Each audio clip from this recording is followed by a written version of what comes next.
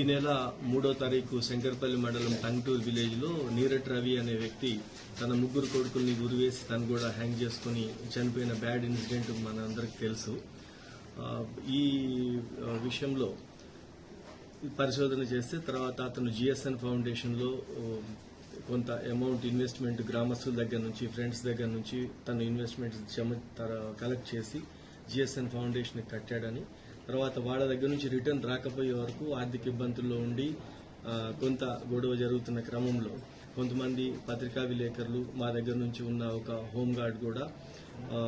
ఇతనికి ఈ విషయాన్ని బయట పెడతాము లేకపోతే ఈ అతను బ్లాక్మెయిల్ లాగా చేసి ఒక పరిస్థితి క్రియేట్ అయింది. దాంట్లో 5 పత్రికా విలేకరులు ఇతన్ని దగ్గర తీసుకొని వచ్చి వాళ్ళని వాళ్ళ బావమర్ది వీళ్ళందరినీ ఒకరోజు సెటిల్మెంట్ లాగా కలిసి 5 కలిసి 25 lakhs డిమాండ్ చేయడం జరిగింది.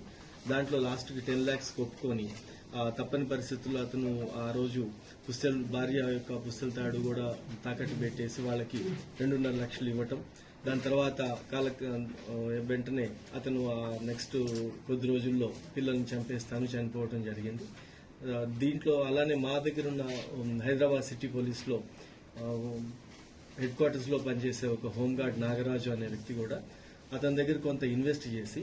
ఆ ఇన్వెస్ట్ కింద అతను గతంలో కొనుక్కున్న ప్లాట్లను కూడా ఆ కాగితాలు తీసుకుని వెళ్లి వేరే వాళ్ళ దగ్గర మార్టిగేజ్ చేపించి 20 lakhs తీసుకొని అతనికి పూర్తిగా ఆధారాలు లేకుండా